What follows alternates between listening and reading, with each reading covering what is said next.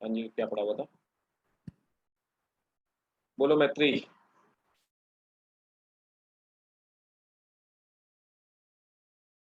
Good evening sir.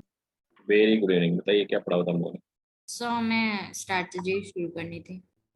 Study शुरू करनी थी, अच्छा।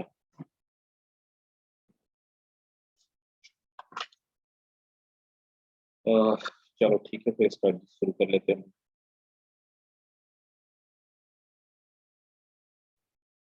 बड़ी गंदी स्ट्रेटजीज है तो इसमें कुछ एज सच समझने लायक नहीं है, समझाने लायक भी कुछ नहीं है। पढ़ लेना बस, है ना? याद करने लायक। करना क्या है तुम्हें? पढ़ लेना, है ना? यही करना है बस। यही इस चैप्टर की स्ट्रेटजी हमारी रहेगी। तो मैं स्ट्रेटजी शुरू करता हूँ, बनाना और पढ़ाना। मैं एक पीडीएफ दे दूंगा, मैं उसको एक्सप्लेन कर देता हूँ, मेरा ही लिखा हुआ है। तो वो मैं पीडीएफ आपके साथ शेयर करता हूँ और स्ट्रेटजी बताना शुरू करता हूँ। जिसको जहाँ ना समझ में आए वहां बताना, ठीक है? कि बाकी लोग गायब किधर है भाई? आजकल कहाँ गायब है लोग?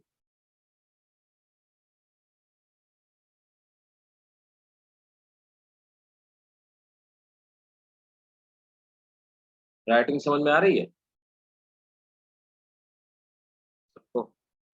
Yes sir. ठीक है, बस एक काम चल जाएगा अगर समझ में आ रही है। देखो इसमें क्या है चैप्टर में, कि पॉपुलेशन वर्ल्ड की बढ़ रही है ना? कैसे क्या किया जाए कि फूड का प्रोडक्शन बढ़ाया जाए, जिससे कि बढ़ती हुई जनसंख्या जो है, पॉपुलेशन, उसको खाना दिया जा सके।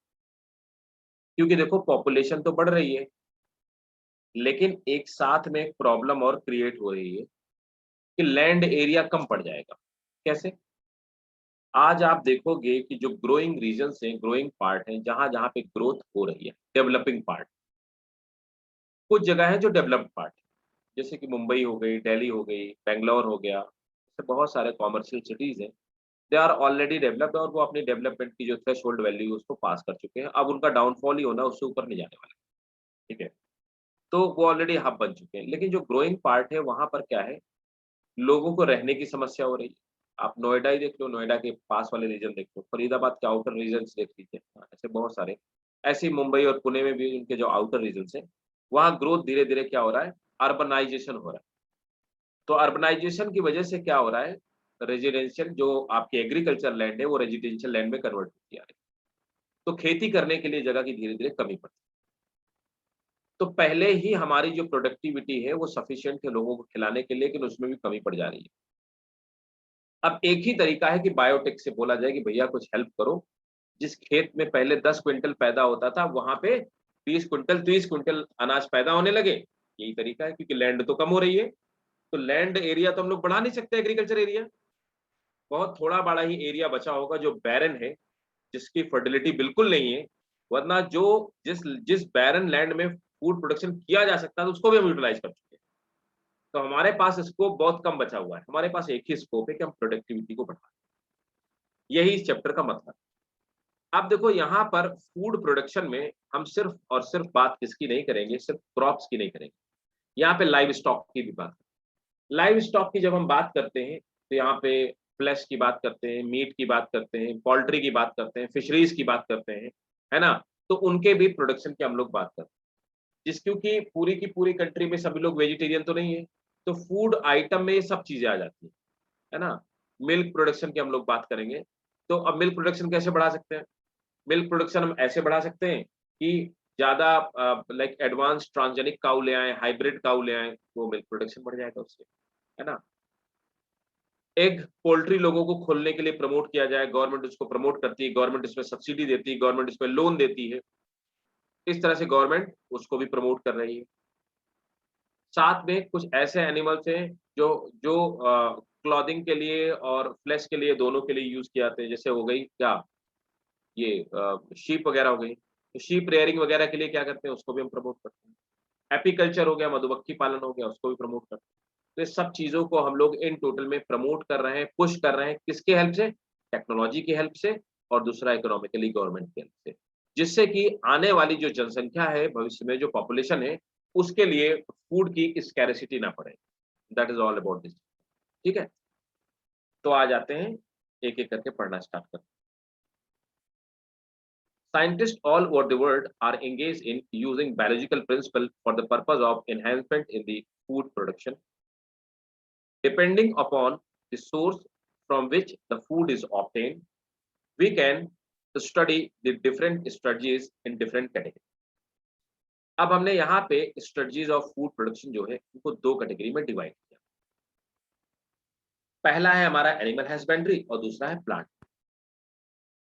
तो एनिमल हस्बेंड्री में मैंने आपको बताया कि एनिमल हस्बेंड्री में हम लोग बात करेंगे किसकी? लाइव स्टॉक का। और प्लांट ब्रीडिंग में हम लोग बात करेंगे किसकी? प्रोडक्शन बढ़ाने की, प्लांट मतलब क्रॉप प्रोडक्शन में। Animal husbandry, it is the branch of agriculture concerned with the care and the breeding of domestic animals. ये पीडीएफ मैं दूंगा भाई, बिल्कुल टेंशन नहीं लो, बिल्कुल टेंशन नहीं लो। ये पीडीएफ अभी गिव यू, है ना? ये पीडीएफ मैं दूंगा, मैं ये आप निष्कर्ष जी को भेज दूंगा, है ना? निष्कर्ष जी आप लोगों को ये पीडीएफ दे देंगे, ठीक है? तो ये पीडीएफ आपको मिल जाएगा, क्लास खत्म होते मैं उनको फॉरवर्ड कर दूंगा। उनके पास है भी हालांकि, लेकिन हो सकता है मिस हो गया। तो क्लास खत्म होते ही मैं आपको उनको ये पीडीएफ फॉरवर्ड कर दूंगा, ही गिव यू पीडीएफ। तब तक मैं आपको समझा देता हूँ, इससे आपका लिखने का टाइम आपका बच जाएगा, है ना? तो हम लोग जो बकवास वाला चैप्टर है इसको पढ़ भी लेंगे, क्योंकि आपके बोर्ड में इससे क्वेश्चन आ सकते हैं। ये बोर्ड में है कि नहीं, ये बताओ पहले। बोर्ड में है शायद, है कि निकाल दिया गया? सर ये नहीं है शायद। ये नीट में कौन तो सा है। चैप्टर है? ये है बेटा, मैं बताता हूँ चैप्टर नंबर, एनसीईआरटी को खोलने दो मुझे।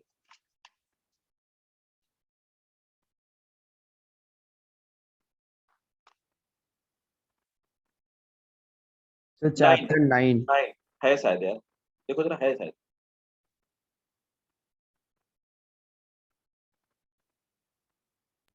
एक मिनट सर। सर नहीं है। नहीं है, ठीक है, तब तो और स्पीड से करेंगे इसको। नहीं ना, चलो ठीक, ओके। तो यस सर, हट गया। हट गया ना, चलो बताइए। वैसे भी 2-3 नंबर के क्वेश्चन आते थे इससे, ऐसा नहीं है। तो एनिमल हस्बेंड्री क्या है? It is a branch of agriculture concern with, जहां पे नहीं समझ में मेरे को बताना, मैं एक्सप्लेन करता रहूंगा हर point. with the care and the breeding of domestic animals. Animal husbandry is the agricultural practice of breeding, feeding, breeding, and raising animal livestock whose primary purpose is to meat, provide meat and milk. तो दो चीजें provide करने के लिए animal husbandry, meat और milk के लिए। It also include the poultry bird, include chicken and turkey, ducks and geese वगैरह, इनको इंक्लूड करते हैं हम लोग एनिमल हस्बेंड्री में। तो मतलब एनिमल हस्बेंड्री में इनको भी यूज किया जाता है, ये गीज वगैरह, टर्की बर्ड वगैरह, इन सब की रेयरिंग को।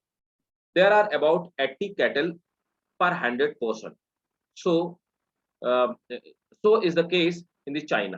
तो यहाँ पर क्या है, 80 कैटल पर 100, 100 लोगों में 80 जानवर है ना? और सेम चीज चाइना के साथ में भी है। However, their contribution in the world from the product is less than 25%. तो इसके बाद भी जो प्रोडक्टिविटी है, ये 80 जो कैटल इनकी प्रोडक्टिविटी है वो 25% से कम प्रोडक्टिविटी है।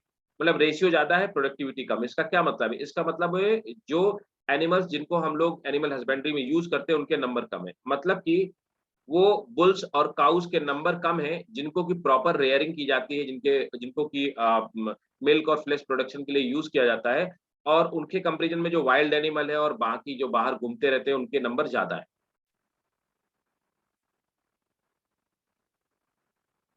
Management of farms and farm animals. Dairying is a management. Dairying is management of animal which provide milk and its product for human consumption. Milk is considered the most nearly perfect food for human consumption and regarded as an important article for diet. एक minute hold करना.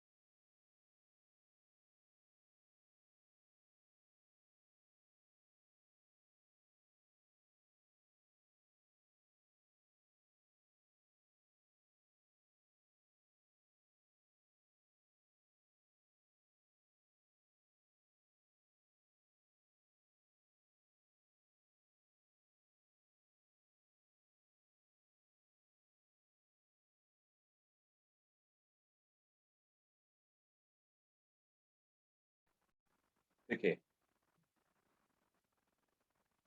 milk is considered the most nearly perfect food for human consumption and regarded as the important article of diet. इससे question NEET में पूछा जा चुका है milk के बारे में. Which of the following statement is correct? ऐसा करके क्वेश्चन आया हुआ था. या which of the following statement is wrong? ऐसे करके क्वेश्चन मैंने देखा. इस तरह के क्वेश्चंस इससे पूछे आते हैं. क्वेश्चंस आते हैं, इसमें कोई शक नहीं है. आप ये बिल्कुल मत सोचिएगा कि ये बकवास चैप्टर तो इससे क्वेश्चन नहीं आते. नीट पे क्वेश्चन आ जाते हैं इससे इसमें जो प्लांट ब्रीडिंग वाला पार्ट है उससे कई बार क्वेश्चन आ जाते हैं. एनिमल हस्बेंड्री से आपको कई बार क्वेश्चन मिलेंगे. So will see the questions. Milk is considered the most nearly perfect food. अच्छा, ये हो गया है ना. It contain about 87% of the water and the rest include fat, है ना. प्रोटीन, इसमें केजीन और एल्ब्यूमिन प्रोटीन पाया जाता है एंड कार्बोहाइड्रेट लैक्टोज. तो जो लैक्टोज मिल्क होता है, लैक्टोज जो शुगर है वो कार्बोहाइड्रेट के फॉर्म में है और केसीन प्रोटीन पाई जाती है और एल्ब्यूमिन प्रोटीन का हमारे लिए क्या रिलेवेंस है? क्या रिलेवेंस है एल्ब्यूमिन प्रोटीन का? बताओ देव्यम, एल्ब्यूमिन का क्या हमारे लिए रिलेवेंस है? साथ भी नहीं आज, आमना भी नहीं आ रही. मैत्री बताओ. देव्यांशी बोलो बेटा, एल्ब्यूमिन हमारी बॉडी में क्या रिलेवेंस है एल्ब्यूमिन का? जल्दी बताओ. मैं सर एल्ब्यूमिन हमारी ब्लड स्ट्रीम में फ्लूइड को मेंटेन रखता है. Very good. तुमने बताया तो सही है, ब्लड स्ट्रीम में पाया जाता है, लेकिन फंक्शन सही नहीं बताया यार. फंक्शन दोस्त सही नहीं है. और क्लियर बताओ. चलो, गुड एफर्ट. मैत्री में पढ़ा चुका हूं. अनुष्का बताओ. देवांशी में पढ़ा चुका हूं लास्ट ईयर. देखना, मैं बताता हूँ कहाँ पे लिखाया है. देख लेना आप, नोट्स देख लेना आप दोनों लोग. मैंने आपको ब्लड सर्कुलेशन जब पढ़ाया था ना लास्ट ईयर, तो ब्लड कॉम्पोजिशन वाला पार्ट देखो. समझो, ये सब नीट के क्वेश्चंस हैं, आप लोग ध्यान दीजिए. कभी भी मैंने आपको बताया था कि हम सुबह से शाम तक लेकर के जितना भी खाना खाते हैं वो सब एसिडिक. चाहे आप फैट खाओ, फैटी एसिड. प्रोटीन खाओ, एमिनो एसिड. वाटर पीते हैं तो वो भी कार्बोनिक एसिड उसमें मिला हुआ. मिल्क पीते हो acid. Every damn kind of the thing what we eat and taste that is fat acid. Sugar क्या है? एसिडिक है. तो हम लोग सब एसिडिक चीजें खाते हैं. Still the pH value of our blood is 7.4. इसके बाद भी हमारा जो ब्लड की पीएच वैल्यू वो चेंज नहीं. उसके पीछे क्या रीजन? उसके पीछे रीजन ये है कि हमारे ब्लड में एल्ब्यूमिन प्रोटीन डिसॉल्व कंडीशन में पाई जाती है. एल्ब्यूमिन प्रोटीन बफर सॉल्यूशन की तरह काम करती है और ये ब्लड की पीएच वैल्यू को चेंज नहीं. That is the relevance of albumin, है ना. याद रखिएगा, ये क्वेश्चन पूछे आते हैं. Next. The yield of milk depend on totally the quality. हाँ जी, एक बार प्लीज रिपीट कर दीजिए, आपने क्या कहा? वो मैंने पीएच बेटा को ये बताया कि हाँ, एल्ब्यूमिन जो प्रोटीन होता है ना, तो एल्ब्यूमिन प्रोटीन एक तो ये मिल्क में पाया जाता है. दूसरा जो एग व्हाइट होता है वो भी एल्ब्यूमिन प्रोटीन है ना, आपने देखा होगा. एल्ब्यूमिन प्रोटीन क्या होता है? ये हमारे मिल्क ब्लड में डिसॉल्व कंडीशन में पाया जाता है। एल्ब्यूमिन प्रोटीन बफर सॉल्यूशन की तरह काम करता है। तो ये क्या करता है कि हम इतना सारा एसिडिक खाना खाते हैं, ये सब कुछ एसिडिक पीते हैं, उसके बाद भी ब्लड की पीएच वैल्यू 7 से कम क्यों नहीं होनी पाती? रीजन क्या होता है कि एल्ब्यूमिन प्रोटीन ब्लड की पीएच वैल्यू को चेंज नहीं होने देती, वो चेंज नहीं होने देती है और मेंटेन रखती है। तो हमारा ब्लड बेसिक है। अगर कोई पूछे कि बेसिक क्यों बना रहता है, बिकॉज ऑफ एल्ब्यूमिन प्रोटीन। कैसे काम करती है? Buffer solution. बफर सॉल्यूशन क्या होते हैं? दो solution which oppose the change of their pH value. तो ये अपनी बफर सॉल्यूशन वो होते हैं जो अपनी पीएच वैल्यू के चेंज होने का अपोज करते हैं। कैसे करते हैं बाकी केमिस्ट्री वाले से कुछ है ना? क्लियर है? तो एल्ब्यूमिन Yes, हमारे sir. ब्लड को बेसिक बनाता है, right? Yield of milk depend on totally the quality of breed in form, but good quality of breed must be maintained in proper atmosphere. The milking area should be free from accumulation of manure, dirt and throwing of hay. ये भी question पूछा जा चुका है कि मतलब मिल्केशन को कैसे बढ़ाया जाता है। ये भी नीट का बता रहा हूँ, नीट का क्वेश्चन है। All the person concerned with milking and handling the milk must be good health and must follow the procedure. Thus, cleanliness and the hygiene is the most important part of the dairy farm management. अब आते हैं, a veterinary doctor must be invited regularly to look after the health of farm animal. Veterinary doctor भी बुलाया जाना चाहिए जिससे farm animals को check कराया जाए, लेकिन ऐसा कुछ नहीं होता है। ये जितने भी पोल्ट्री बर्ड्स वगैरह आती हैं, इनको डिफरेंट डिजीज होती हैं और इससे बहुत सारी डिजीज फैलती हैं और वो बहुत अनहाइजीनिक कंडीशन में रखे जाते हैं और बहुत बैड सिचुएशन में रखे जाते हैं। ठीक है, आप उनकी सिचुएशन देखोगे तो आप में से जो भी खाते हैं you will stop eating that. Poultry farm management. Poultry includes the class of domesticated fowl. मतलब वही जो आप देखो ना, वो व्हाइट वाली आती है ना, जो मुर्गे वगैरह आते हैं, वो फाउल उनको बोलते हैं। यूज्ड फॉर द फूड और फॉर देयर एग्स। तो उनको एग्स के लिए और उनको मीट के लिए यूज किया जाता है। The common poultry bird is chicken, turkey, ducks, geese, guinea fowl and the pigeons. They are cheap source of protein. ये चीप सोर्स माने जाते हैं प्रोटीन के। Management of poultry farm include the proper cleaning and the regulation and disinfecting the brooder house so that the breed remains disease free. Okay. The major cause of disease in the poultry bird are overcrowding, unhygienic condition, maturation,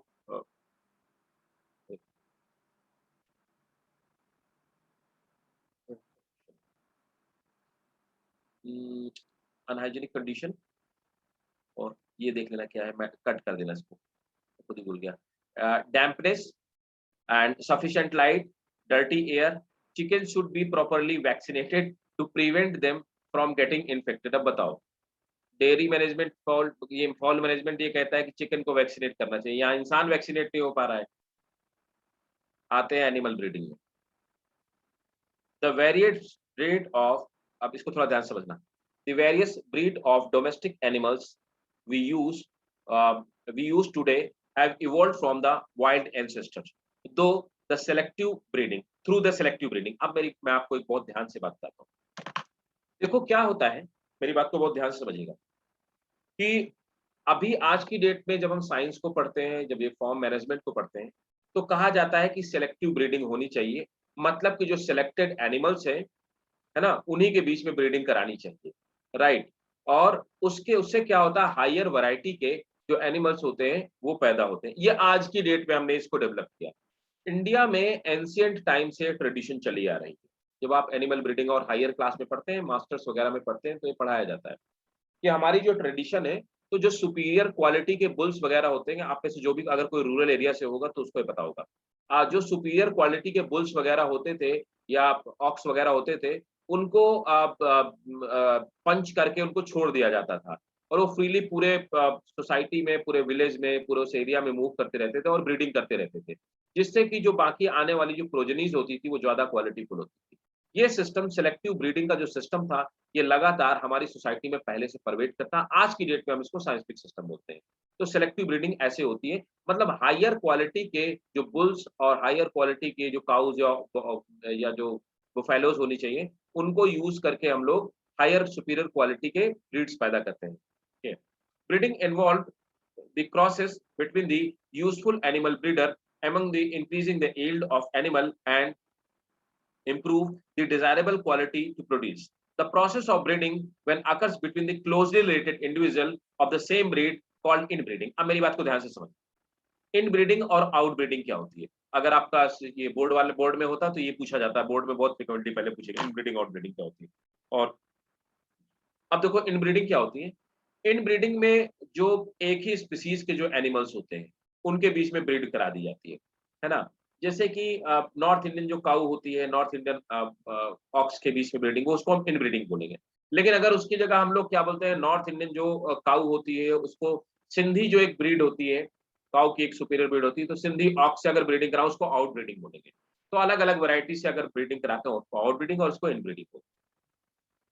On other hand, the process of breeding between the unrelated animal may be different breeds or different species is called outbreeding, है ना। Different breed की मैंने अभी आपको बात बताई कि हमने सिंधी ऑक्स से जो नॉर्थ इंडियन काऊ होती है उसको ये ब्रीडिंग करवा दिया, इसको इनब्रीडिंग बोला, आउटब्रीडिंग बोला गया, है ना। और अलग अलग वैरायटी की है, ये स्पीसीज सेम है, वैरायटी अलग अलग।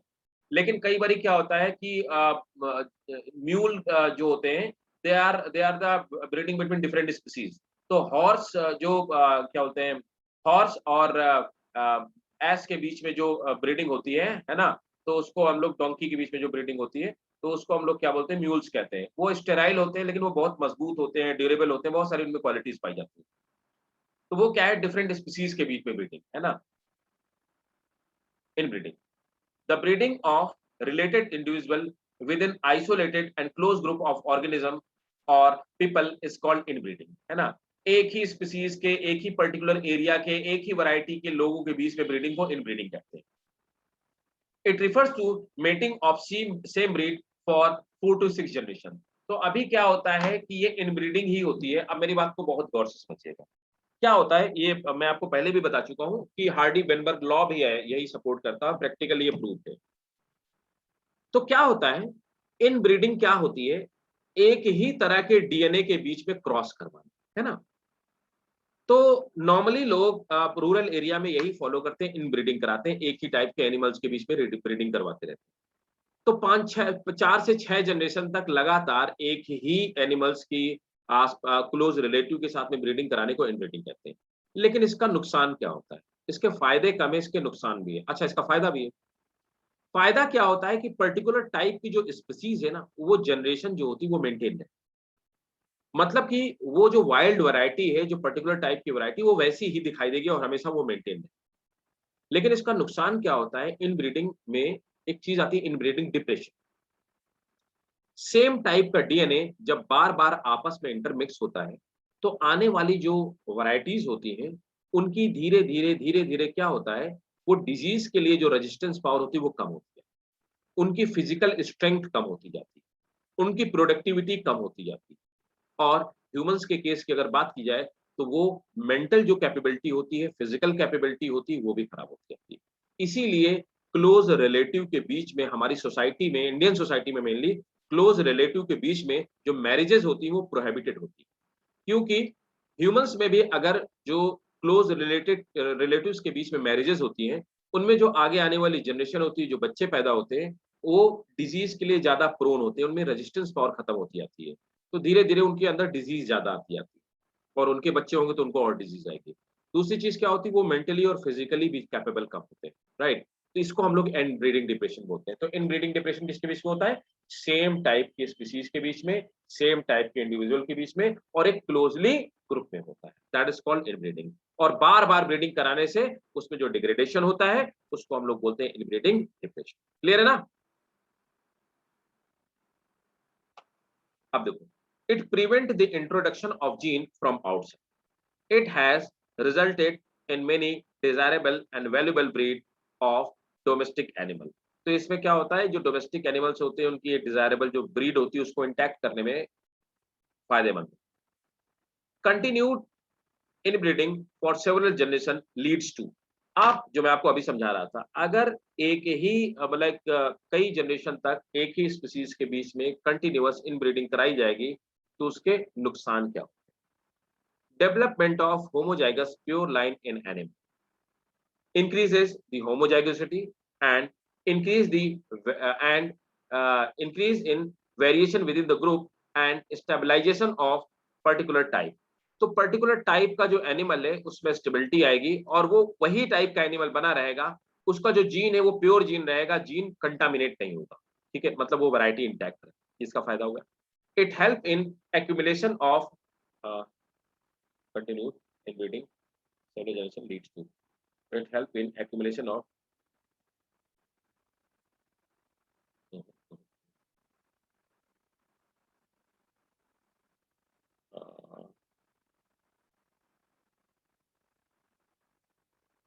many desirable and valuable breed of domestic animals। ठीक है, continue breeding for several generation leads to, it help accumulation of superior gene and elimination। ठीक है, हाँ ठीक है, चलो ये आगे दिया हुआ है point, right. It help in accumulation of superior gene and elimination of undesirable gene. ठीक है, तो इन ब्रीडिंग में क्या होता है कि हमने अभी आपसे बात की कि उस एरिया में पर्टिकुलर टाइप का कोई काऊ का हम लोग इन्फॉर्मेशन, काऊ का और बुल का ले लेते हैं, तो काऊ और ऑक्स, तो उस एरिया में पर्टिकुलर एक ही वैरायटी के काऊ और ऑक्स पाए जाते हैं, उनके बीच में हम बार बार ब्रीडिंग करा रहे हैं। और हम क्या कर रहे हैं, हम सुपीरियर वैरायटी को लेकर के उनके बीच में इनब्रीडिंग करा रहे हैं, जिससे कि क्या होगा, जो उसी पर्टिकुलर वैरायटी में जो सुपीरियर जीन होगा वो एक्यूमुलेट हो जाएगा और धीरे धीरे जो इन्फीरियर जीन होगा वो खत्म होता जाएगा। क्यों? हम लोग जो ज्यादा हेल्दी और ज्यादा अच्छे और ज्यादा प्रोडक्टिव काऊ और ऑक्स उनके बीच में ब्रीडिंग करा रहे हैं, तो धीरे धीरे करके जो इन्फीरियर वैरायटी वाले होंगे वो खत्म होते जाएंगे और सुपीरियर वैरायटी एक्यूमुलेट हो जाएगी। अब उसका देखो आगे तीसरा इंपैक्ट क्या है। Continued inbreeding usually reduces the fertility of animal and even their productivity। अब इनब्रीडिंग क्या करता है, धीरे धीरे जब लगातार इनब्रीडिंग होती आती है 4-6 जनरेशन के बाद, तो 4-6 जनरेशन तक तो हमने क्या किया, इनब्रीडिंग करवाई, एक पर्टिकुलर स्पीसीज को मेंटेन रखा, इंटैक्ट रखा और हमने सुपीरियर वैरायटी एक्यूमुलेट कर ली। लगातार इनब्रीडिंग होने की वजह से क्या हुआ, अब उनकी फर्टिलिटी कम हो रही है, प्रोडक्टिविटी कम हो रही है। This condition is called inbreeding depression. तो इसको हम लोग क्या बोलते हैं, इनब्रीडिंग डिप्रेशन बोलते हैं। It can overcome by mating with them relatively superior animal of same breed। अब हम इससे बाहर कैसे आ सकते हैं, अब हम क्या करें, उसी ब्रीड का एनिमल कहीं से बाहर से लेकर के, उस पर्टिकुलर एरिया के बाहर से लेकर के उसी ब्रीड का एनिमल आए और उससे क्रॉस करवा दिया जाए, तो इन ब्रीडिंग डिप्रेशन से बाहर आया जा सकता है। The only method by which unusually good type of feature in animal may be maintained। ये एक अकेला मेथड है जिसकी हेल्प से एक पर्टिकुलर गुड क्वालिटी को मेंटेन रखा जा सकता है इन ब्रीडिंग। आउट ब्रीडिंग आ जाते हैं। The outbreeding stock in individual that are not closely related called outbreeding. जो क्लोजली रिलेटेड नहीं होते उनके बीच में जो ब्रीडिंग करवाते हैं उसको हम लोग आउट ब्रीडिंग कहते हैं। Outbreeding refers to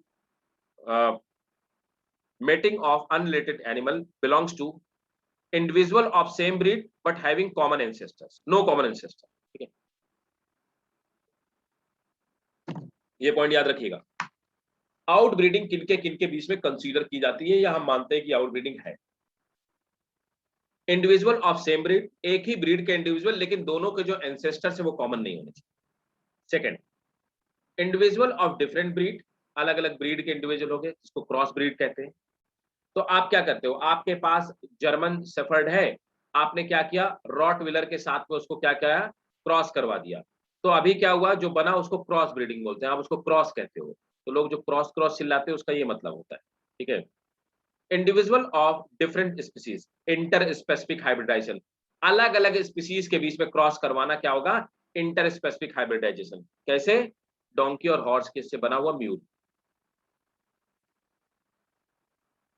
out crossing क्या होती है ना, अब देखो क्या है out crossing. mating between unrelated member of same breed is called outcrossing। However, mating parents should not have the common ancestors। तो अगर जो मेटिंग, देखो मेटिंग इन, ये याद रखना है, सब पूछा जाता है ये क्वेश्चन, क्या आउट क्रॉसिंग क्या है? Mating between unrelated member of same breed. Breed एक है लेकिन जिनके बीच में क्रॉस कराया जा रहा है उनके एंसेस्टर अलग अलग है ना, कॉमन एंसेस्टर नहीं है। on either side on either side of their pedigree 4 to 6 generation, मतलब 4 से 6 जनरेशन तक उनके एंसेस्टर कॉमन नहीं होने चाहिए। Outcross is usually preferred in animal having poor productivity. Outcross उनके बीच में प्रेफर किया जाता है जिन एनिमल्स की प्रोडक्टिविटी पुअर हो जाती है, of milk, poor growth rate and suffering from breeding inbreeding depression. तो आउट क्रॉसिंग किसमें कराई जाती है? जिनमें मिल्क की क्वालिटी पुअर हो, ग्रोथ जिनकी पुअर हो, और या फिर वो इनब्रीडिंग सेपरेशन से सफर करें। आउट क्रॉसिंग समझ में आ गई? अंडरलाइन कर लेना, जब आप ये पीडीएफ निकालना तो अंडरलाइन कर लेना। They do not have common ancestor, है ना, and they are like crossing between different species, crossing between the same variety. अब आते हैं क्रॉस ब्रीडिंग। तो ये हो गए आउट क्रॉसिंग और क्रॉस ब्रीडिंग। अब क्रॉस ब्रीडिंग क्या है? Mating individual from entirely different breed. वहां पे ऊपर वाले में, इसमें आउट क्रॉसिंग में क्या था? एक ही ब्रीड थी और यहाँ पे ब्रीड अलग अलग, है ना, क्रॉस ब्रीडिंग में। It is the method of breeding superior male. अब इसमें क्या होगा? मेल सुपीरियर होगा of one breed and superior female of another breed. तो यहां पर एक ब्रीड का मेल सुपीरियर होगा और दूसरे ब्रीड की जो भी अवेलेबल फीमेल होगी वो सुपीरियर होगी, to get desired point. Example अब आपको देगा, ये जो एग्जाम्पल लिखे हैं वो ये 100% भाई साहब याद कर लेना। ये दोनों एग्जाम्पल जो मैंने लिखे हैं ये दोनों पूछे हुए हैं। ये जो नोट्स है ये एक्सक्लूसिवली नीट वाले बच्चों के लिए मैंने बनाया था लास्ट ईयर। एक शीप है, भेड़, ठीक है, उसका नाम है Hissardale. The breed was developed in Punjab. तो पंजाब में develop by crossing Bikaneri ewes, तो एक बीकानेरी यूज है, और मेरिनो रैम्स, दूसरा मेरिनो रैम्स, है ना। तो शीप की दो अलग अलग वैरायटीज है, इनके बीच में क्रॉस करके बनाया गया था जिसको हम हिसार डेली कहते हैं। नेक्स्ट, इंटर स्पेसिफिक हाइब्रिडाइजेशन, अलग अलग स्पीसीज के बीच में। Mating between male female animal of two different species is called interspecific hybridisation. They have produced good result.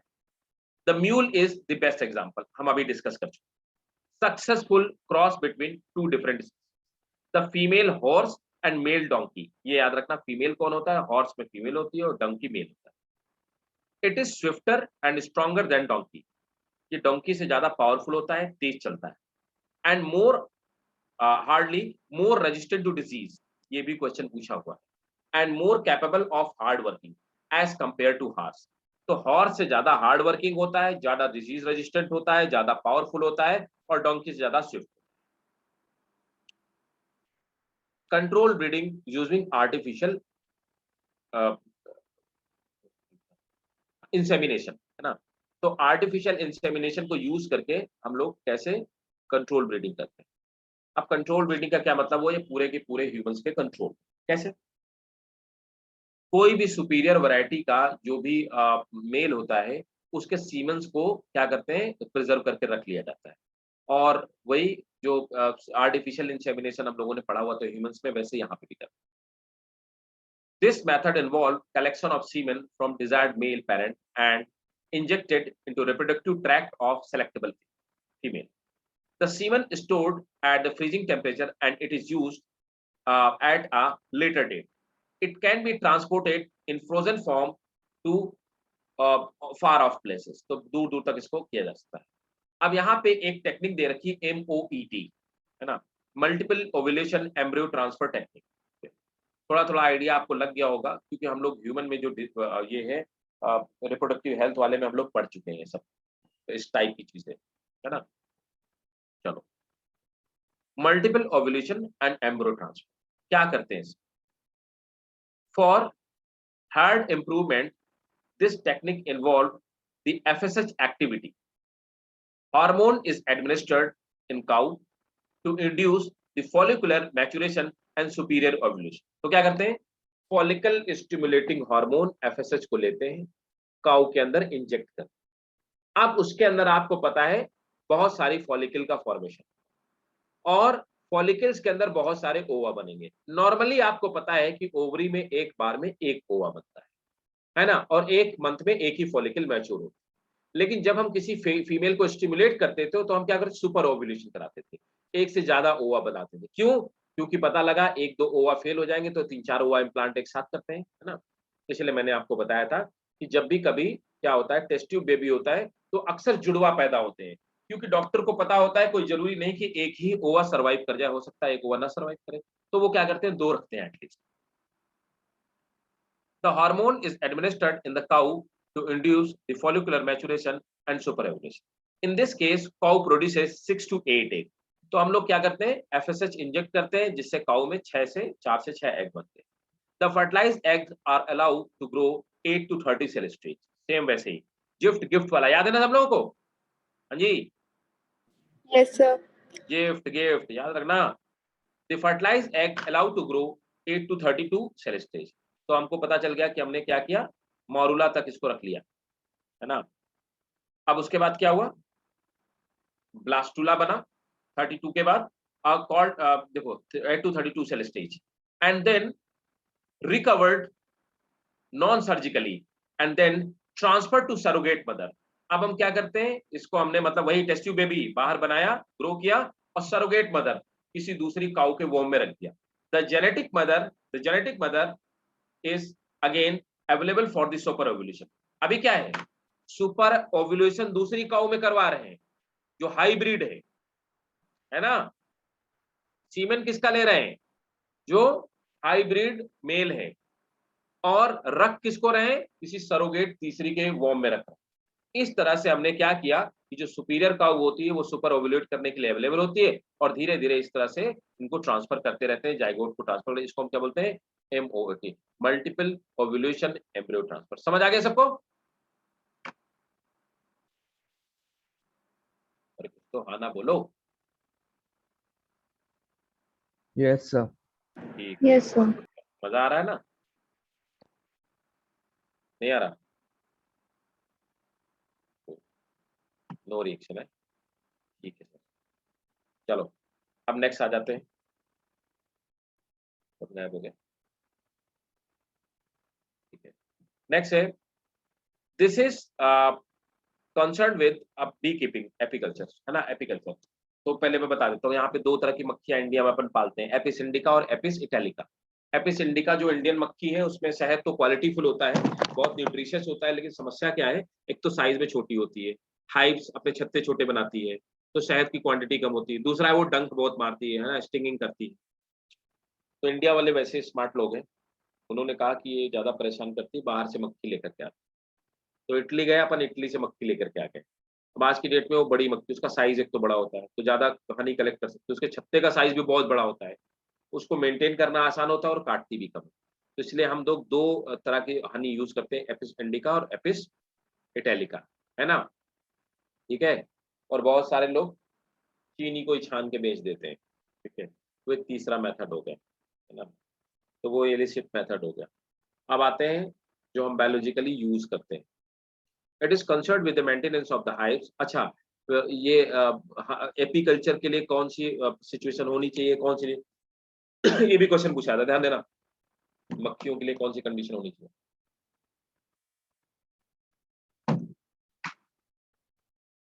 कुछ इस टाइप की चीजें भी आती हैं, या आपको क्वेश्चन पेपर सॉल्व करने के बाद पता चलेगा कि नीट में भी कुछ इस टाइप की चीजें आती है, और वो क्या चीजें हैं जो पूछी जाती हैं। और हाँ, इसमें एक चीज मैं आपको सबको सजेस्ट करूंगा, इस वाले चैप्टर में एनसीईआरटी में जो भी एग्जाम्पल दिए सब याद रखना। नीट के लिए मैं बोल रहा हूँ, इस वाले चैप्टर में एनसीईआरटी में अगर काऊ की कोई वैरायटी दी गई है, अगर कोई बुफेलो की वैरायटी दी गई है, उसको याद कर डालना, ठीक है, पूछा जाता है कई बार, आप देखोगे। This is concern with the maintenance of hives of honey bee for commercial production of honey and wax, है ना। तो हनी और वैक्स 2 चीजें प्रोडक्शन करने के लिए हम लोग इसका यूज करते हैं। Beekeeping is low investment and less problematic and highly profitable cottage industry. जो कॉटेज इंडस्ट्री में आता है। ठीक है, आप देखेंगे माउंटेन्स वगैरह में जाएंगे तो बहुत सारे लोग ये बी कीपिंग का काम करते हैं और वो लोग मतलब इस काम को बड़ा पैशनेट होकर के करते हैं और good quality of honey provide कराते हैं। तो कोई बता सकता है कि सबसे ज़्यादा बी कीपिंग इस कंट्री में कहाँ पे होती है? मधुमक्खी पालन, एनीवन ऑफ, किसी को नहीं पता? तेरी, किसी को नहीं पता? लो, सो हिमाचल साइड होती है शायद। 2 घूंसे मारूंगा तुमको तो। हिमाचल में होती है सर क्या? यूएसए मतलब वर्ल्ड में यूएसए।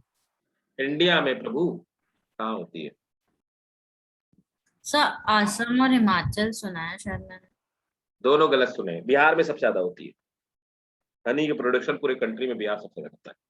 बी कीपिंग बहुत फ्रिक्वेंटली होती है बी कीपिंग। तो आपने तो पहाड़ बोले ना। हाँ, तो मैंने बोला ना पहाड़ों में लोग अच्छी क्वालिटी की हनी बना पैदा करते हैं। मैं क्वांटिटी की बात कर रहा हूँ। सबसे ज्यादा पहाड़ों में तो जो है वो नेचुरल मेथड है। कॉमर्शियल प्रोडक्शन बिहार में सबसे ज्यादा गाँव गाँव में होता है। अच्छा सर, आप कमर्शियल पूछ रहे थे। अच्छा, और क्या, तुम क्या बता रही थी? हाँ, सर ऊपर जो अननेचुरल, जो मोस्टली लोग वहां पर वो करते हैं, वो अपने गार्डन में और हर जगह उनका शौक होता है सर, पहाड़ वाले का। राइट, ये बात सही है। ये उनका ट्रेडिशनल काम है और बिहार में कॉमर्शियल हनी प्रोडक्शन होता है। कॉमर्शियल हनी सबसे ज्यादा बिहार में कंट्री प्रोड्यूशन सबसे ज्यादा,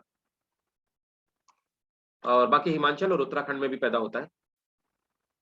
it is useful in treatment of various disorders related to digestion, dysentery, vomiting, stomach and liver ailment. The bee wax is used for preparation of cosmetic and polish. It should be established in area having wild shrub, fruit orchard and cultivated crops available in 1 to 2 kilometre radius. वो तभी B keeping हो सकती है, 1 से 2 kilometre के आसपास वहां पे फ्लावर वगैरह ऑर्चर्ड वगैरह होने चाहिए। Availability of flowering plant for collection of nectar and pollen is called, क्या बोलते हैं, क्या बोलते हैं, पॉस्चरेस बोलते हैं इसको। ठीक है, अंडरलाइन मैंने पहले से कर दिया। It plays very important role in quality and quantity of honey. ये जो एग्जांपल अंडरलाइन करके दे रखे हैं सब पूछा हुआ मैंने अभी आपको बताया। अभी for commercial production local varieties और Apis cerana indica Indian bee, Apis dorsata इसको रॉक ब्री बोलते हैं, मतलब माउंटेन्स में पाई जाती है। At present the Italian variety Apis mellifera is used in इन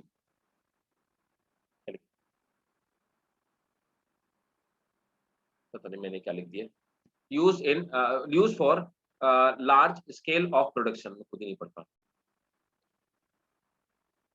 देखो ऐसा भी होता है कई बार। Fisheries, it is concern with the catching, processing, selling fish.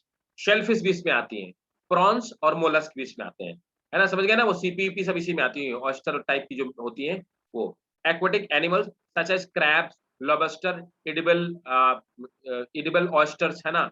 तो एडिबल जो ऑयस्टर्स होते हैं, लॉबस्टर होते हैं, प्रॉन्स आते हैं, सब आते हैं फिशिकल्चर में। ठीक है। ब्लू रेवोल्यूशन का मतलब होता है increase in the production of fishes. The process involved in the obtaining fish source is called fishing.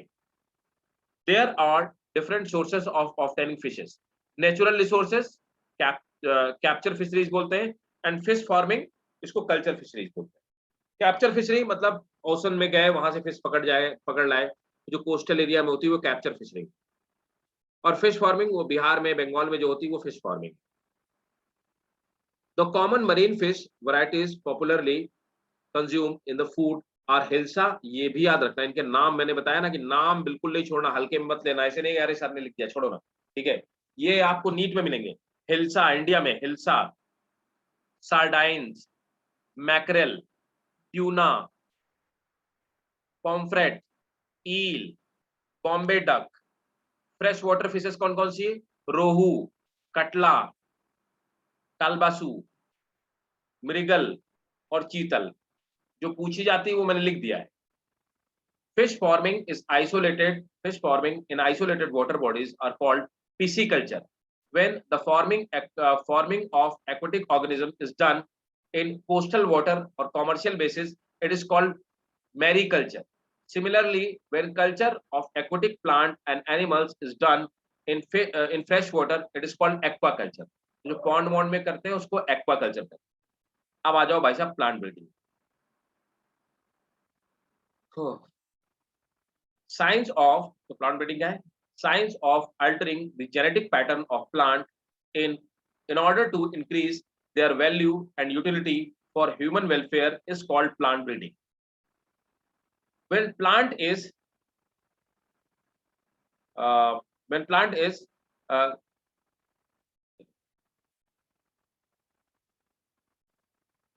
क्या लिखा है मैंने? हाँ, when plant is consciously raised by sowing the seed, it becomes cultivation. तो हम क्या करते हैं जब अपने मन से प्लांट के सीड को बोते हैं with our own conscious, है ना, जानबूझ करके बोते हैं, उसी को हम कल्टीवेशन कहते हैं। जो अपने आप उगाया उसको हम कल्टीवेशन नहीं कहते। In plant breeding, the breeder genetically select different plant with the desired character and cross to obtain desired trait of offspring, है ना। तो प्लांट ब्रीडर क्या करता है? उन्हीं प्लांट को सेलेक्ट करता है जो कि सुपीरियर वैरायटी के होते हैं। Next, the offspring with desired trait other than selected, tested, multiplied and supplied to the farmers growing for, चलो मैं बताता हूँ। प्लांट ब्रीडर क्या करते हैं? सुपीरियर क्वालिटी और सुपीरियर वैरायटी के जो सीड्स होते हैं उनको इकट्ठा कर लेते हैं। ये ब्रीडर है, साइंटिस्ट नहीं, ब्रीडर है। उसके बाद क्या करते हैं? उन सुपीरियर क्वालिटी के जो प्लांट्स होते हैं उनको ग्रो करते हैं, उनके सीड बनाते हैं। बनाने के बाद फिर क्या करते हैं? उनको मल्टीप्लाई करते हैं, बार बार उगा करके, और उसके बाद क्या करते हैं? फार्मर्स को सप्लाई करने का काम करते हैं। ये होते हैं plant breeder. It is true that modern age of plant breeding shorted in 20th century after the Mendel work was rediscovered.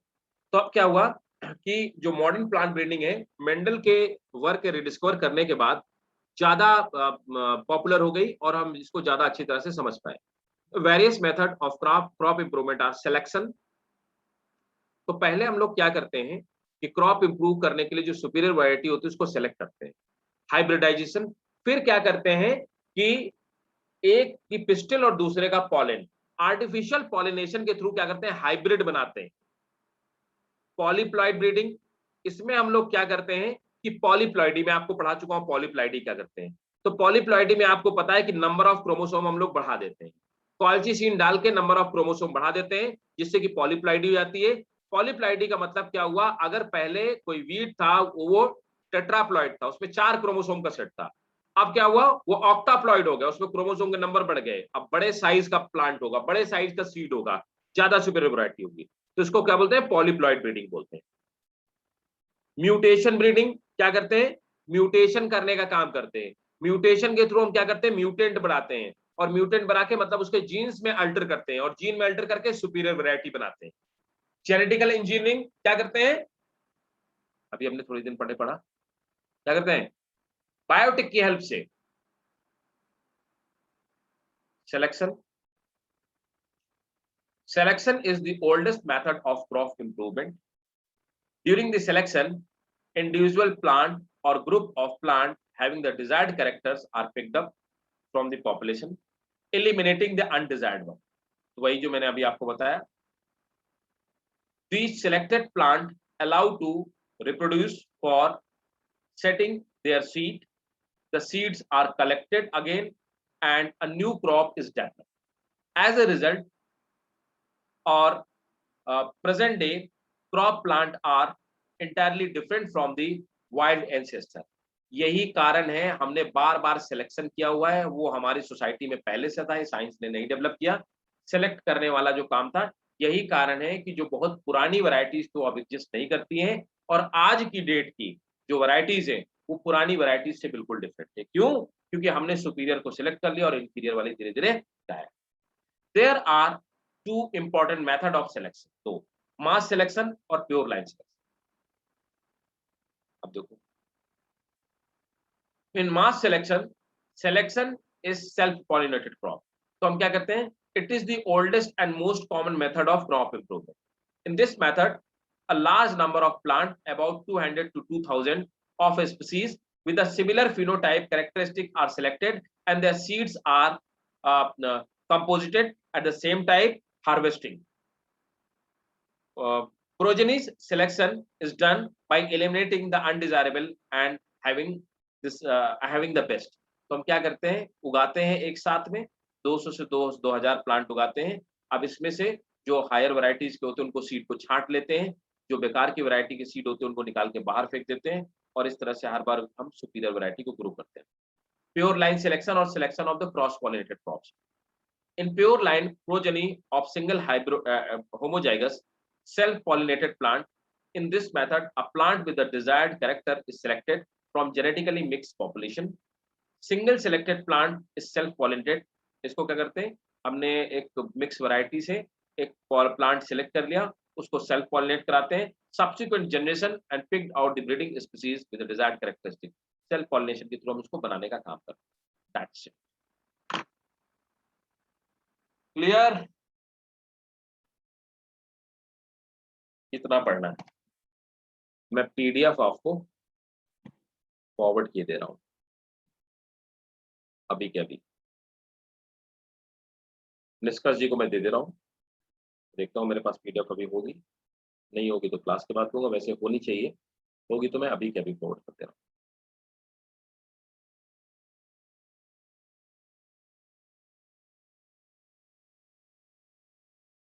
और किसी को किस चैप्टर में एनसीईआरटी साथ में रखो, कुछ पूछना हो तो पूछिए.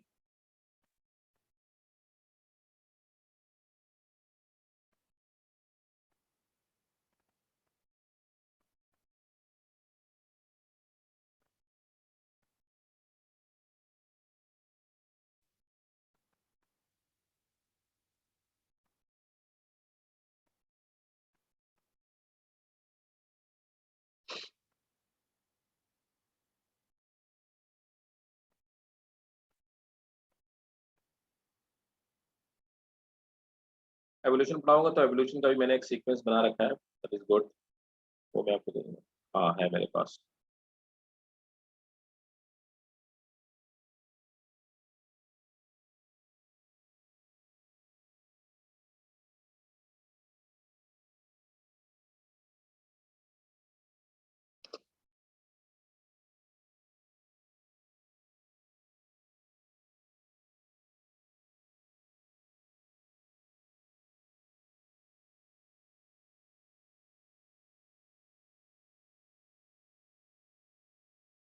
ठीक है, मैंने निष्कर्ष जी को दे दिया है, वो आपको ये वाली पीडीएफ फॉरवर्ड कर देंगे. ठीक है, अब एक बार क्रॉस चेक करो. चलो एनसीईआरटी में अपने क्रॉस चेक करो, कुछ हो तो बताइए. और मैं भी देख लेता हूँ, कुछ होता है तो मैं और नोट करवा देता हूँ आपको. तो मैंने आपको बता दिया,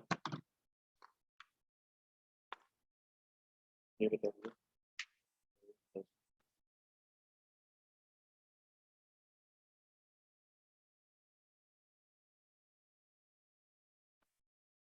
एक मिनट रुको.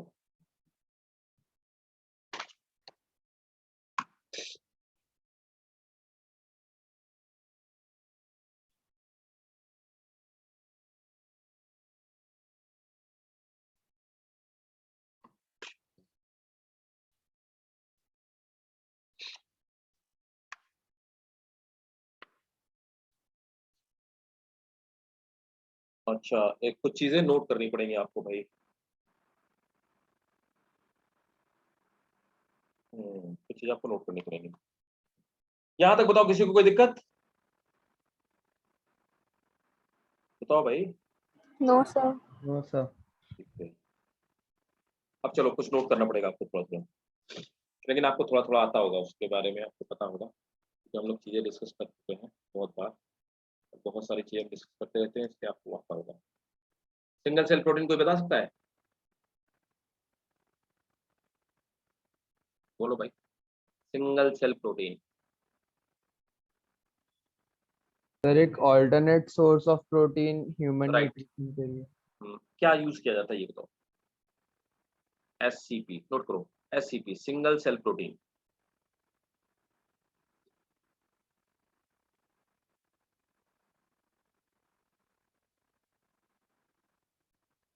सिंगल सेल प्रोटीन में मेनली एक एल्गी है. एल्गी में स्पाइरुलिना का नाम सुना है? ये कैप्सूल भी आते हैं। एक हाफ स्पून या क्वार्टर स्पून स्पाइरुलिना में इतना प्रोटीन होता है कि किसी ह्यूमन की पूरे दिन भर की वो नीड को कंप्लीट कर सकता है। स्पाइरुलिना, स्पाइरुलिना एक एल्गी, स्पाइरुलिना और क्लोरेला,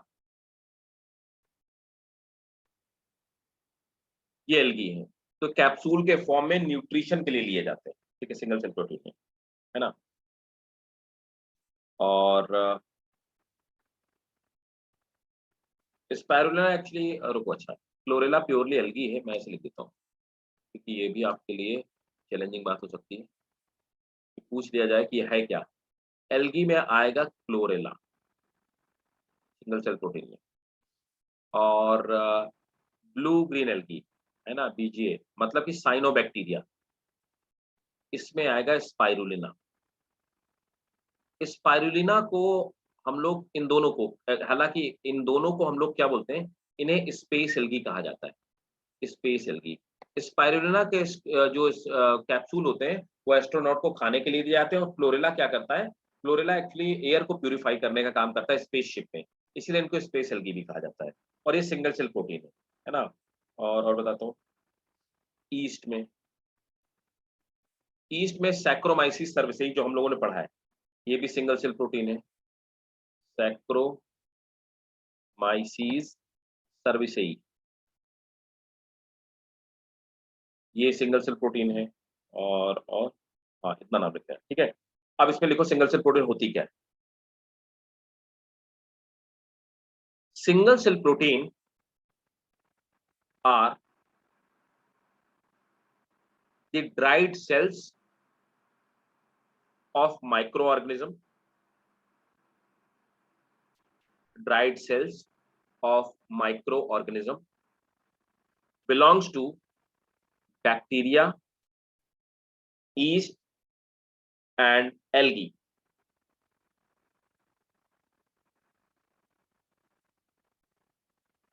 ठीक है,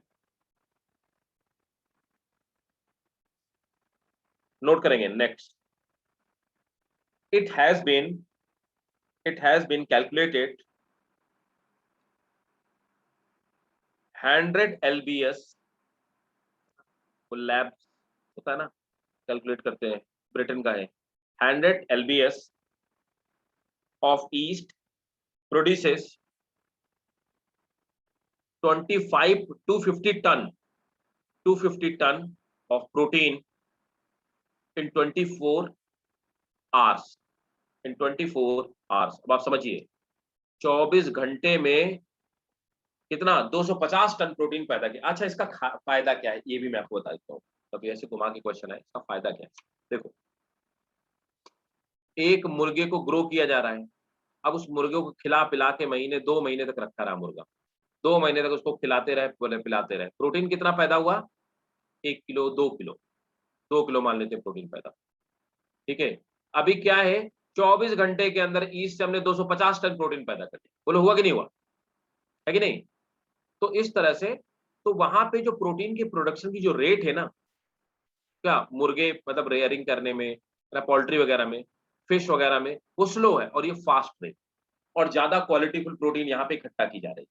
तो सिंगल सेल प्रोटीन इसलिए फ्यूचर है ना, ये आने वाला फ्यूचर है। आज की डेट में बहुत सारे बाबा रामदेव भी निकालते हैं, स्पाइरुलिना के कैप्सूल मिल जाते हैं, ठीक है। तो स्पाइरुलिना को वो लोग ग्रो करके आजकल ट्रेंड में आ रहा है धीरे धीरे सिंगल सेल प्रोटीन, ठीक है, क्लियर है। और कुछ,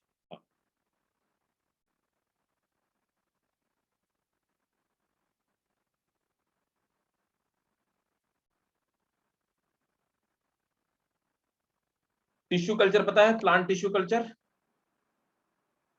हाँ जी, प्लांट टिश्यू कल्चर, क्या सर? प्लांट टिश्यू कल्चर बता तो चुका हूं मैं, ये बताया। Yes sir. Plant tissue culture पता है, यस सर, एक मिनट चेक कर रही हूँ।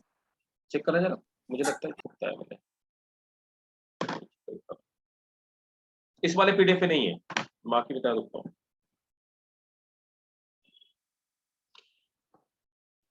सर एक प्रोसेस जिससे जो प्लांट्स है सो वो ज्यादा एफिशिएंटली और फास्ट ग्रो कर जाए। वायरस फ्री, हाँ। Yes sir.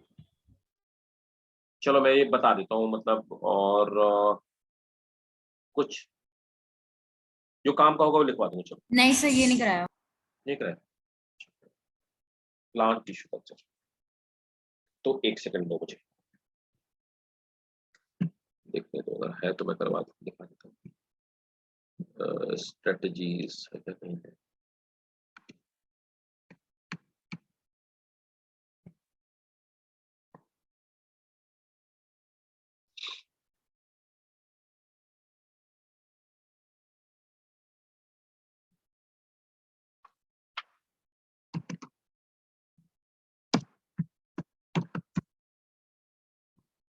Plant tissue culture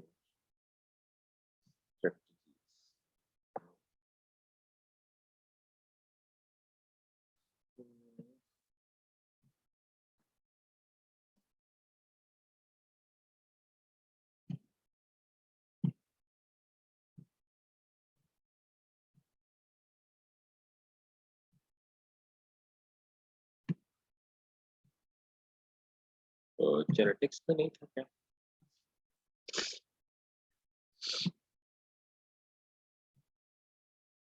देखो टिश्यू कल्चर में हम लोग क्या करते हैं ना, कोई भी प्लांट का टिश्यू ले लेते हैं, उसे पूरा का पूरा प्लांट टिश्यू बना लेते हैं, है ना।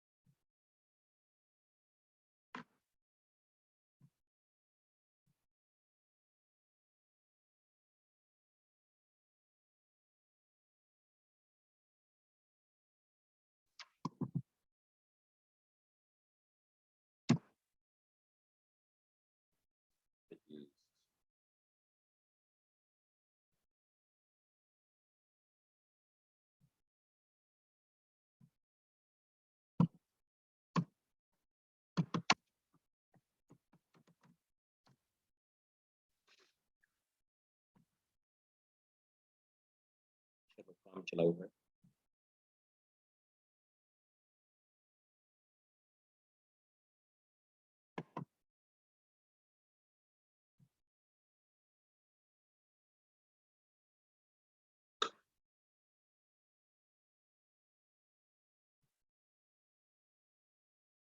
देखो मैं आपको दिखाता हूँ कि प्लांट टिश्यू कल्चर कैसे हम लोग करते हैं। छोटा डायग्राम है थोड़ा सा, बट चलेगा।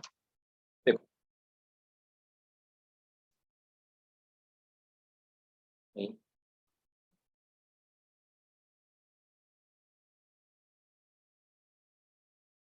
ठीक है। देखो यहाँ पर आप देख पा रहे हैं कि जैसे एक मैच्योर प्लांट है ना। अब ये कैरेट वाला था, हमने क्या किया, उसको कई सारे पीस में, ये एक एग्जांपल है, वो कर लिया, ठीक है। और इसमें क्या किया कि इसको क्या किया, इंसर्ट अ कॉर्क बॉर्डर, जैसे कॉर्क का बॉर्डर इंसर्ट कर दिया, है ना। Cut core and place in part of this, हमने इस तरह कॉर्क इंट्रोड्यूस करके इसका जो कोर वाला पार्ट था ना, उसको निकाल लिया और उसको क्या किया, कई सारे पीसेस में कट कर दिया, ठीक है। प्लेस दिस, इसको ऑन कैलस इनिशिएशन मीडियम। तो क्या करता है, इसके बाद हमने क्या किया कि इसमें एक मीडियम डाल दिया, और यहाँ पर क्या है, तो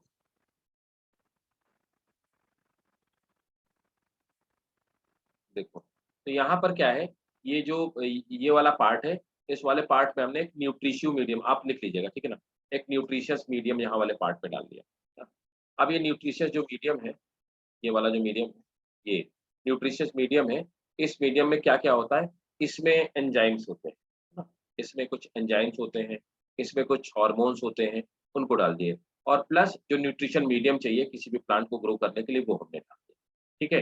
डालने के बाद 4 से 6 वीक के बाद यहाँ पर ये इस तरह से कुछ मासेस डेवलप हो जाएंगे, मतलब सेल मल्टीप्लाई होंगी और मल्टीप्लाई होने के बाद ये मास डेवलप हो जाएगी। इस मास को हम लोग कैलस कहेंगे। तो कैलस क्या है? Callus is group of undifferentiated cell.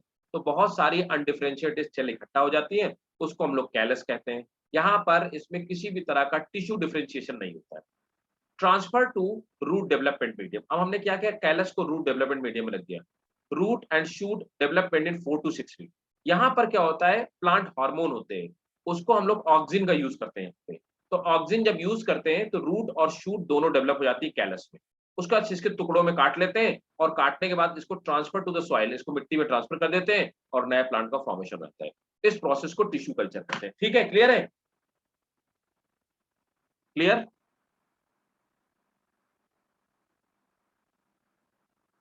बोलो तो भाई, समझ आया कि Yes, नहीं sir. आया? ठीक है, Yes, इसमें एक चीज नोट कर लो।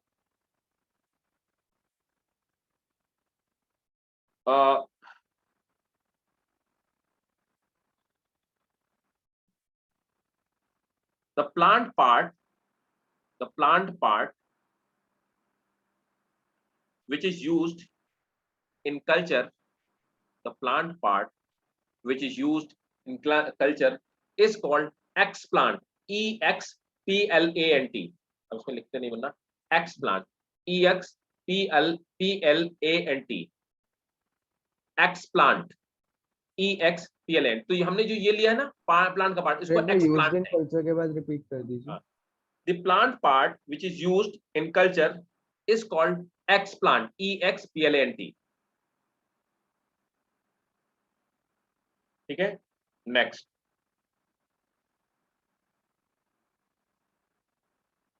सर आपने एक्सप्लांट आखिरी बोला ना? हाँ, आखिरी बोला। Next point, the growth hormone auxin, gibberellin and cytokinin, growth hormone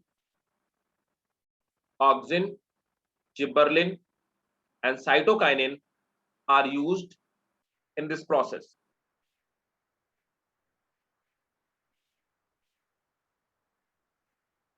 Next point,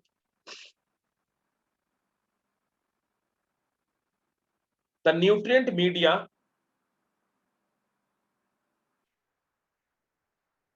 used in tissue culture, the nutrient media used in tissue culture is very good for growth of bacteria and fungi। nutrient medium में वो भी grow कर जाते हैं। very good for growth of bacteria and fungi। therefore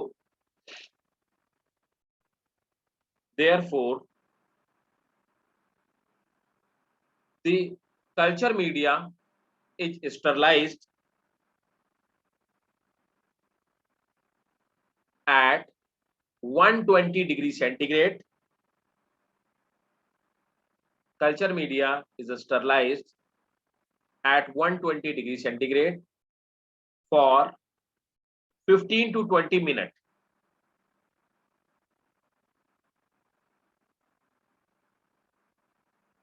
Next point, callus, ये जो लिखा हुआ है CALLUS, callus। Callus is a mass of undifferentiated, callus is a mass of undifferentiated parenchyma cells।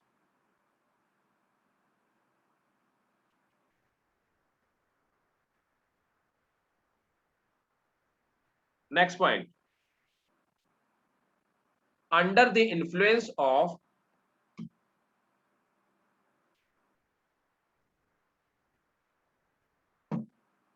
different concentration of growth hormone and sucrose,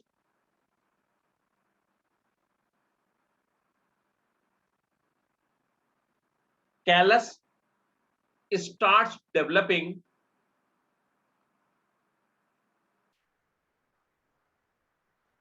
through differentiation, and the process is called and the process is called organogenesis. ठीक भाई?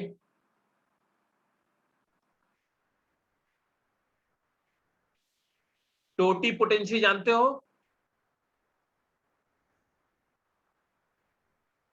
बोलो बेटा, totipotency पता है कि नहीं पता? हाँ ना तो बताओ।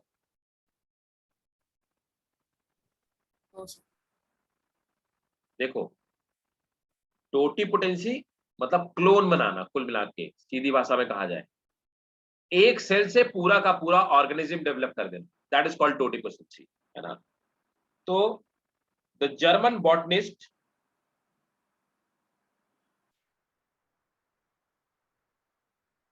गोटलिएब Haberland, HABERLAND,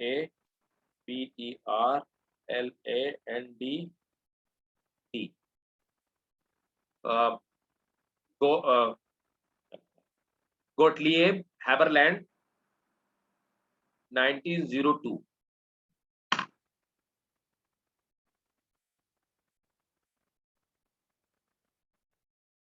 used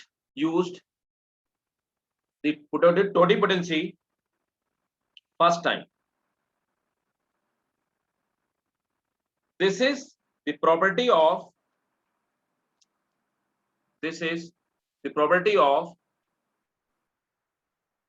development of complete organism from single undifferentiated cell.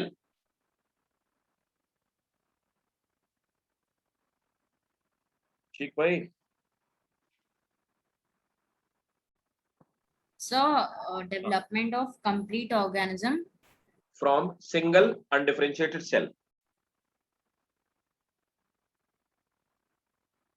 ठीक है? और एक चीज और सुनो, माइक्रो प्रोपगेशन क्या है? यही जो हमने अभी पढ़ा ना थोड़ी देर पहले, कि हम लोगों ने ये कैलस के थ्रू ये और ये बनाए, प्लांट बनाए, उनको ग्रो करना माइक्रो प्रोपगेशन, है ना? तो कैलस से हमने क्या किया, ये हमारा कैलस था, इस कैलस पे हमने क्या किया, डिफरेंशिएशन कराया, तो छोटे छोटे प्लांटलेट बन गए। ठीक है, ये प्लांटलेट, ऑर्किड हम लोग ऐसे ही उगाते हैं, पता नहीं क्यों, मुझे लगता है तुम लोगों को बताया मैंने, ऑर्किड इस तरह उगाते हैं, इस तरह के प्लांटलेट बन गए। अब हमने क्या किया, इन प्लांटलेट को कट करके यहाँ से निकाल लिया और कट करके बो दिया, इसको हम लोग माइक्रो प्रोपगेशन बोलते हैं। ठीक है ना? Yes, sir. ठीक है,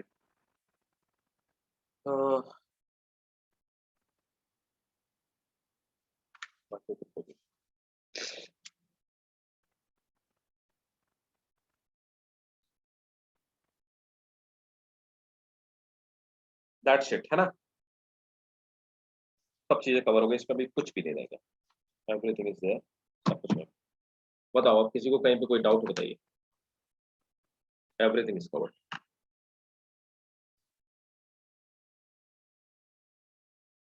क्लियर है? बोलो बोलो बेटा। Yes, sir. तो ये चैप्टर कंप्लीट हो गया, है ना? अब देखो हमारा क्या क्या हो गया है, एक बार डिस्कस कर लेते हैं हम लोग।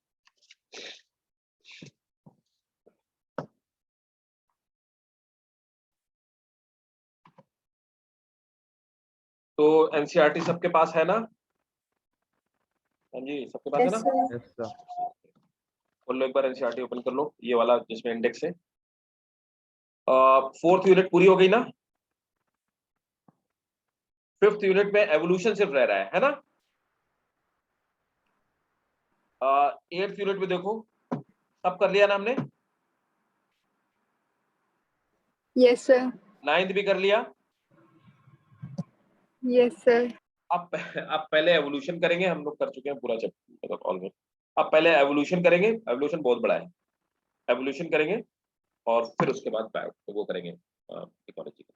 बताओ, और कोई किसी को कोई डाउट, कोई समस्या, कोई प्रॉब्लम बताइए, किसी को किसी तरह कोई प्रॉब्लम?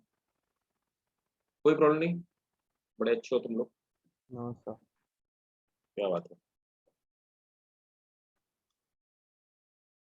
मैत्री कोई problem? Devanshi any problem? no, sir. Devyam, Tisha? No, sir. चलो ठीक है, फिर मिलते हैं नेक्स्ट क्लास में और एवोल्यूशन स्टार्ट करेंगे नेक्स्ट क्लास में, ठीक है? Yes, sir. Thank you so Yes, much, sir. sir. और Thank you, एवोल्यूशन sir. बढ़िया से करना। सुनो सुनो सुनो, कोई गायब नहीं होगा एवोल्यूशन में। मतलब एवोल्यूशन आपके बोर्ड में नहीं, इसका मतलब नहीं कि इसको बिल्कुल से एलिमिनेट कर दो। और मैं बताऊं, ह्यूमन का जो डेवलपमेंट है मैं पूरा आपको चार्ट के फॉर्म में अपने हैंड रिटन नोट्स में आपको बना के दूंगा, ठीक है? इसलिए एवोल्यूशन में कोई भागेगा नहीं, सब लोग एकदम पेशेंटली करेंगे, ठीक है? ये बड़ा है लेकिन अनइंटरेस्टिंग नहीं है, ठीक है? सो है, ठीक, अच्छा टॉपिक, ऐसे स्ट्रेटजिस्ट टाइप वाला नहीं है, ठीक है?